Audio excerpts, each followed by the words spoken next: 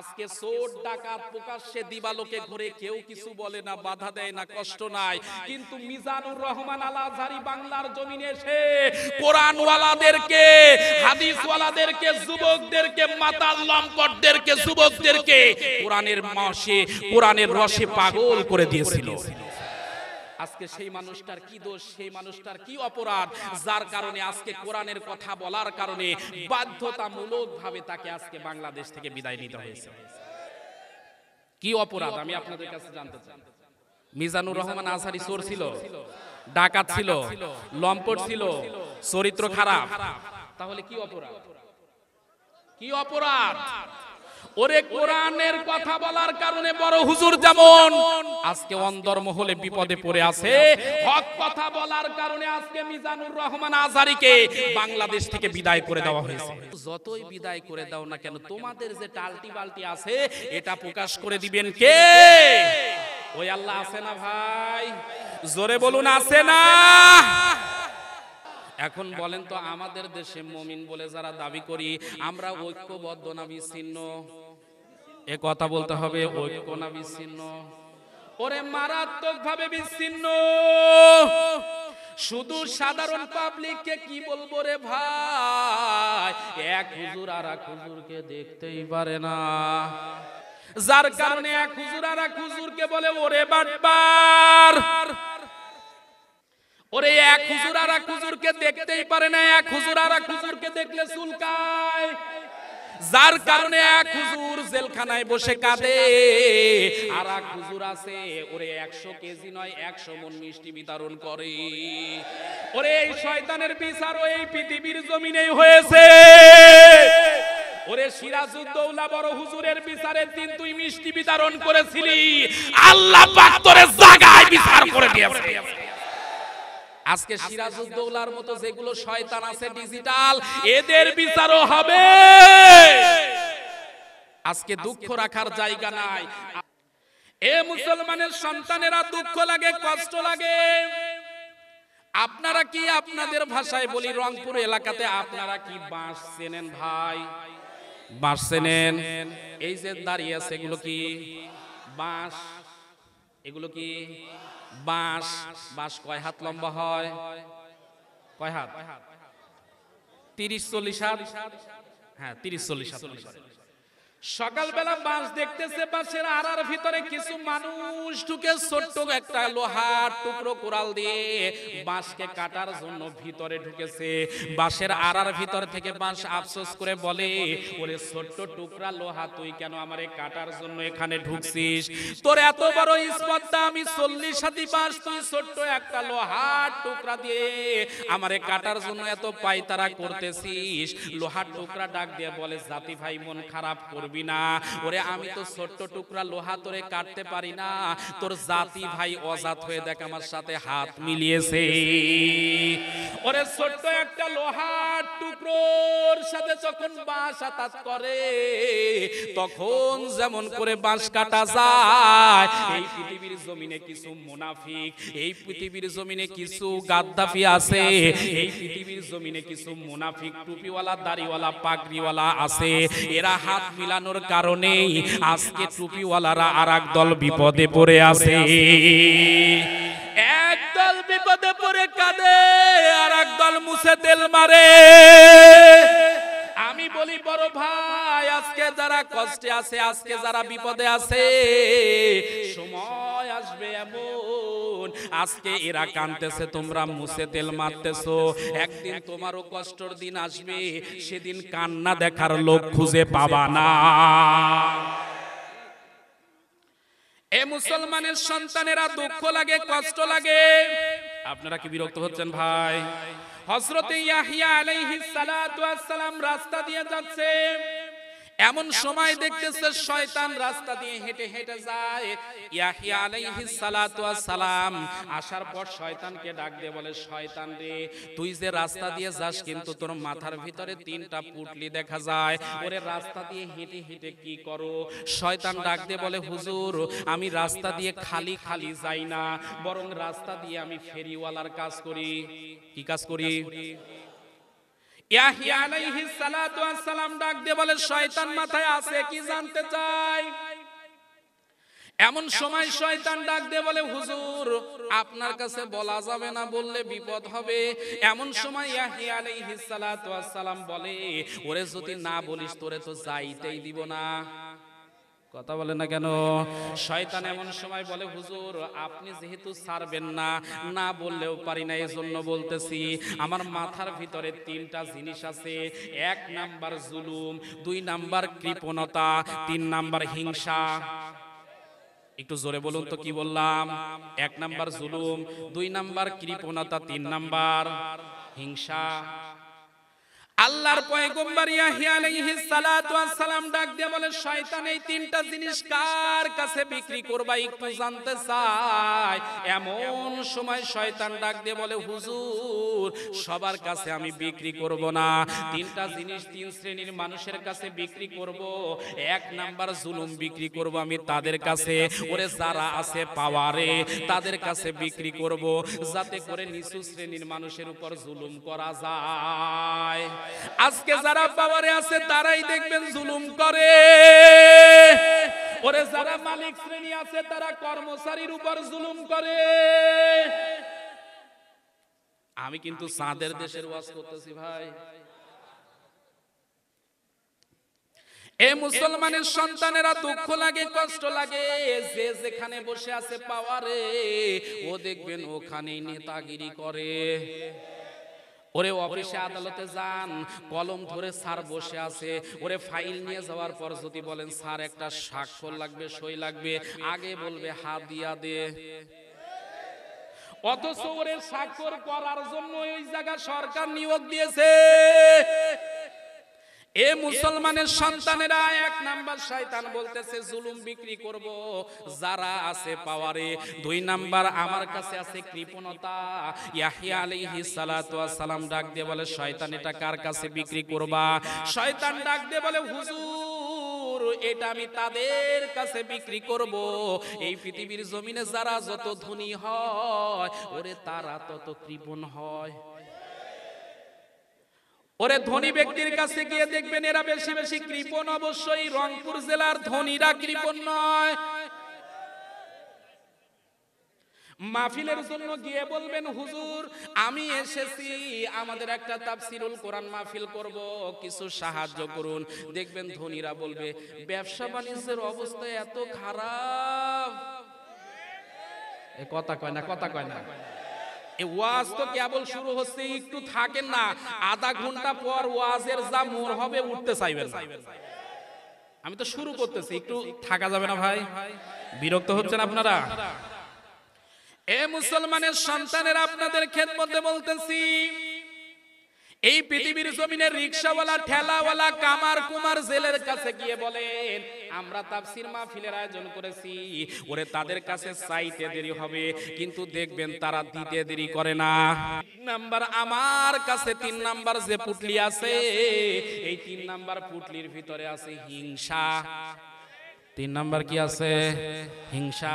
শয়তানকে ডাক দিয়ে বলে ওরে শয়তান এটা বিক্রি করবি কার কাছে? শয়তান এবার খিক খিক করে হাসে। কি করে? হাসে। বলতেছে হুজুর এটা আমি বলবো না। এটা কি করব না? বলবো না। হুজুর এটা কারো কাছে বিক্রি করব না, এটা আপনাদের মতো হুজুরদের কাছে বিক্রি করব। আজকে এজন্যই আমরা দেখি ওরে এক হুজুর আর এক হুজুরকে দেখতে পারে না। 2 জেনারেল শিক্ষিত মানুষকে রাতের বেলায় শীতের দিনে এক ঘরে ঢুকায় দেন, দেখবেন সকাল বেলা বন্ধু হয়ে বাড়বে।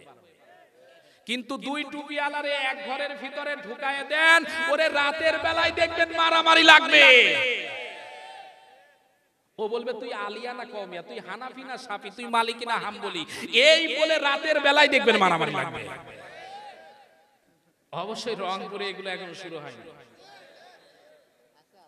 আজকে আলেমরা এক আলেম হয়ে আর এক আলেমকে দেখতে পারতেছে না, এক আলেম আর এক আলেমকে সহ্য করতে পারছে না। আজকে এই বাংলাদেশে আলেম হয়ে যারা আলেমদেরকে সহ্য করতে পারে না তাদের কাছে আমি জিজ্ঞাসা করতে চাই, আপনি এক আলেমকে বিদায় করে দিয়ে আপনি কি বোঝাতে চান?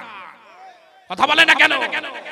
বাংলাদেশে ডক্টর জাকির নায়েক যখন আসতে চেয়েছিল, কিছু আলেম নামের কলঙ্ক মূর্খ গদ্ধব তারা বলেছিল ডক্টর জাকির নায়েক যদি এয়ারপোর্টে আসে আমরা এয়ারপোর্ট ঘিরাও করব। আমি তাদেরকে বলি, ওগো বড় ভাই, ক্যাটরিনা কাইফ আর সালমান খানের মতো পতিতালয় নাস্তিকেরা যখন বাংলার জমিনে এসে লক্ষ লক্ষ টাকা এই পৃথিবীর জমিন থেকে, বাংলার জমিন থেকে নিয়ে চলে গেল, সেদিন ওই সকল হুজুরা কোথায় ছিল? আমরা দেখেছি এমনও হাজিরে বাবা, ওরে মাথায় পট্টি বাঁধে, নামাজও পড়ে, তাসবিহ পড়ে, সকালবেলা কোরআনও তেলাওয়াত করে, ক্যাটরিনা কাইফের ডান্স দেখে আবার বসে বসে গ্যালারিতে তালি দেয়। এ কথা বলে না কেন? এগুলো হাজি না পাজি? এইগুলো হাজির জন্যই দেশে গজব আসছে। এ মুসলমানের সন্তানেরা, আপনাদের খেদমতে বলি, ডক্টর জাকির নায়েক বাংলাদেশে আসতে চেয়েছিল, আপনারা বলেছিলেন যদি আসে আমরা আসতে দিব না। আমি আপনার কাছে বলি, তার কিছু ফতোয়ার ভিতরে আপনার মতপার্থক্য থাকতেই পারে। আমার কথা হলো, সেও মুসলমান, আপনিও মুসলমান, আপনিও টুপিওয়ালা, সেও টুপিওয়ালা। ওরে আপনি এক টুপিওয়ালা হয়ে যদি আর এক টুপিওয়ালার দিকে যদি কাদা ছুড়াছুরি করেন, বেঈমানেরা এইগুলো দেখে হাসাহাসি করে। এক টুপিওয়ালা আজকে কাঁদে, আর এক টুপিওয়ালা আজকে মজা মারে। এ মুসলমানের সন্তানেরা, ডাক্তার জাকির নায়েকের মতো সম্পদ বাংলার জমিনে আমার মনে হয় আল্লাহ পাক দান করেছিল। তিনি হচ্ছেন আর কেউ নন, তিনি হচ্ছে মিজানুর রহমান আল আজহারি। এটা গোটা পৃথিবীর জন্য আলেমদের মধ্যে যদি এদেরকে লালন করা যায়, ভবিষ্যতে ডক্টর জাকির নায়েকের মতো সম্পদে পরিণত হবে।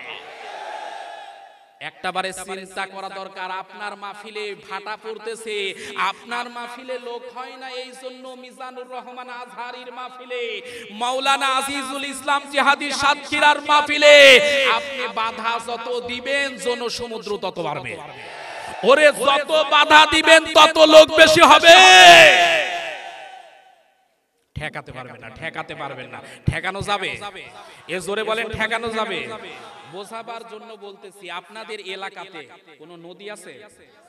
একটা নদীর নাম বলেন তো। কি নদী? আখিরা নদী। মনে করেন এই আখিরা নদীতে পানি প্রবাহ হচ্ছে। আমাদের সমাজে কিছু মানুষের দেখবেন স্বাভাবিক গতি ভালো লাগে না, এরকম লোক আছে না?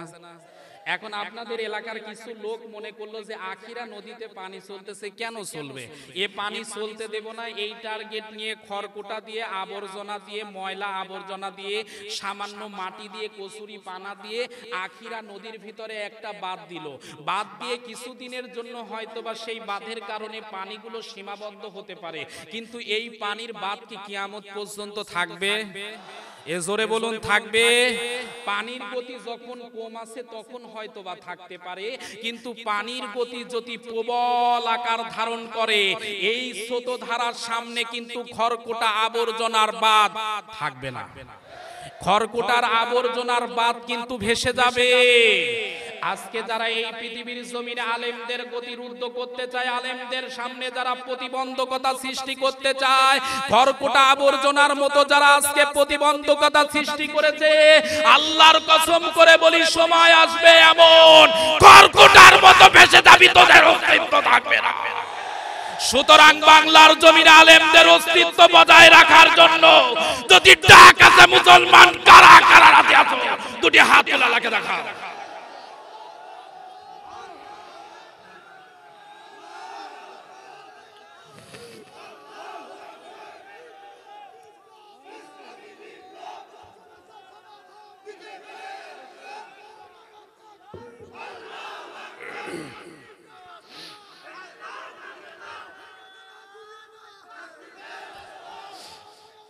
থামেন ভাই, থামেন। আল্লাহ পাক প্রত্যেককে কবুল করে নিক, জোরে বলুন আমিন। আপনারা বিরক্ত হচ্ছেন না তো? এ মুসলমানের সন্তানেরা, মুমিনদের বৈশিষ্ট্য বলতেছিলাম। মুমিনদের বৈশিষ্ট্যতে মৌমাছির বৈশিষ্ট্য যেহেতু মিলে যায়, এজন্য আল্লাহ পাকের সৃষ্টি মাখলুক সাথে মিলিয়ে, মৌমাছির সাথে বৈশিষ্ট্য মিলিয়ে ইমানদারের বৈশিষ্ট্য মিলাচ্ছিলাম। এক নাম্বার বৈশিষ্ট্য বলেছি, মৌমাছিগুলো উত্তম জায়গায় বাসা বাঁধে। দুই নাম্বার মৌমাছির বৈশিষ্ট্য হলো এরা ঐক্যবদ্ধ থাকে। তিন নাম্বার মৌমাছির বৈশিষ্ট্য হলো বিভিন্ন ফুল থেকে রস সংগ্রহ করে মৌচাকে নিয়ে এসে রাখে। এই পৃথিবীর জমিনে যারা মুমিন হবে তারাও দেখবেন বিভিন্ন আলেমের কাছে গিয়ে কোরআন হাদিসের রস সংগ্রহ করে ওরে নিজেরা আমল করে। এখন বলেন তো মুমিন হিসেবে বিভিন্ন মাহফিলে কোরআন হাদিসের কথা শোনা ইসলামের পক্ষে থাকা দরকার আছে না না? এ মুমিন মুসলমানের সন্তানের আপনাদের খেদমতে বলি, এই ছোট্ট একটা মৌমাছির ব্যাপারে আপনাকে ইনফরমেশন দিচ্ছি। ছোট্ট একটা মৌমাছির শরীরে আমার আল্লাহ পাক রব্বুল আলামিন 4টা ডানা দিয়েছে। ওরে সেকেন্ডে 200 বার নাড়া দিতে পারে, তার মানে 1 মিনিটে 12,000 বার ডানাগুলো নাড়াতে পারে। সুবহানাল্লাহ বলবেন না? আপনারা যদি বলি মিনিটে কয়বার হাত নাড়াতে পারবেন? কয়বার? কয়বার কয়বার কয়বার? 2 বার, 3 বার, 4 বার, না হয় 10 বার, না হয় 50 বার। কিন্তু একটা মৌমাছি ক্ষুদ্র একটা প্রাণী, ছোট্ট একটা প্রাণী, 4টা ডানা, সেকেন্ডে 200 বার নাড়া দিতে পারে, মিনিটে 12,000 বার নাড়া দেয়। হে তারপরে সুবহানাল্লাহ বলেন, জোরে বলেন তো সুবহানাল্লাহ। কি সুবহানাল্লাহ বলে গুনাহ হয়, কষ্ট হয়? এ মুসলমানের সন্তানেরা তার মানে ছোট্ট একটা মৌমাছির ডানা যেন নাড়া দিয়ে বোঝাতে চায় এই পৃথিবীর জমিনের মালিক কে? আল্লাহ রাব্বুল আলামিন বলেন, আন্নাল কুওয়াতা লিল্লাহি জামিআও ওয়া আন্নাল্লাহা শাদীদুল আযাব। আল্লাহ রাব্বুল আলামিন পবিত্র কোরআনে কারিমা সূরা বাকারা 2 নাম্বার সূরা 2 নাম্বার পারার 165 নাম্বার আয়াতে কারিমা থেকে বলতেছি, আল্লাহ রাব্বুল আলামিন বলেন, সকল ক্ষমতার মালিক আমি আল্লাহ। ক্ষমতার মালিক কে? না ক্ষমতার মালিক জনগণ? অনেকেই বলে হুজুর কথাগুলো একটু দেখে শুনে বলবেন, ক্ষমতায় আছি আমরা। কথা বলে না কেন? ওরে ক্ষমতায় কি ওরা না আল্লাহ? ক্ষমতা আছে কে? ওরে মুসলমানের সন্তানেরা, আমি কাউকে টার্গেট করে বলতে চাই না, কষ্ট দিতে চাই না, একটা কথা বলতে চাই, একটা জিনিস মনে রাখেন, ক্ষমতার মালিক কে? আল্লাহর চাইতে ক্ষমতার মালিক কেউ আছে? একটা জিনিস মনে রাখা দরকার, এই চেয়ারে কিন্তু ফেরাউনও বসেছিল, নমরুদও বসেছিল, হামানও বসেছিল, কিন্তু চেয়ারে বসলেই কিন্তু সম্মান পাওয়া যাবে না। চেয়ারে বসলে সম্মান পাওয়া যাবে এরকম কোন দলিল আছে? ওরে এই চেয়ারে বসিয়ে ফেরাউনকেও কিন্তু আল্লাহ অপমান করেছে। এই চেয়ারে বসিয়ে ফেরাউনকে কিন্তু লাঞ্ছিত করে আল্লাহ ছেড়েছে। এই চেয়ারে বসিয়ে নমরুদকে আমার আল্লাহ অপমান করেছে, সাদ্দাতকে অপমান করেছে, ওরে ডোনাল্ড ট্রাম্পকেও অপমান করে ছাড়বে। তার মানে একটা কথা মনে রাখা দরকার, এই চেয়ারে বসলেই কিন্তু বেশি লাফালাফি করা ঠিক নয়। এই চেয়ারে বসার পর যদি আল্লাহকে ভুলে যাও, রাসূলকে ভুলে যাও, সময় আসবে এমন চেয়ার থাকবে কিন্তু তোর গদি টিকে থাকবে না। এই পৃথিবীর জমিনে যেমন সাদ্দাত হামানদের ইতিহাস পৃথিবীর জমিন থেকে তলিয়ে গেছে, সময় আসবে এমন পৃথিবীর জমিনে ইতিহাসে তোর নাম থাকবে না। এ মুসলমানের সন্তানেরা, আপনাদের খেদমতে বলি, এই পৃথিবীর জমিনে আমার আল্লাহ কিন্তু ক্ষমতা আছে। ক্ষমতার মালিক কে? এই পৃথিবীর জমিনে ক্ষমতার মালিক আল্লাহ, কিন্তু যারা মনে করে ক্ষমতার মালিক আমরা, ওরে ক্ষমতায় আছি আমরা, আমি তাদেরকে উদ্দেশ্য করে বলি, বড় ভাই আপনার ক্ষমতা যদি এত বেশি হয়, ওরে 3 বার বমি আর 4 বার পাতলা পায়খানা হলেই নেতার নেতাগিরি শেষ। ওরে এত ক্ষমতার মালিক, এত ক্ষমতার মালিক, এত দাপটের মালিক, 3 বার বমি আর 4 বার যদি ডিজিটাল পায়খানা হয়, হাসপাতালে ভর্তি হওয়ার পর স্ত্রী ডাক দিয়ে বলতেছে, ওগো জরিনার বাপ তোমার কি অবস্থা? বলতেছে, ও মা আমি মনে হয় আর বাঁচবো না। কথা কয় না, কথা কয় না, কথা কয় না। ছেলে এসে বলতেছে, বাবা তুমি কি বলো, এটা তো আমার মা। বলতেছে, ভাই পাতলা পায়খানা হলে এমনই হয়।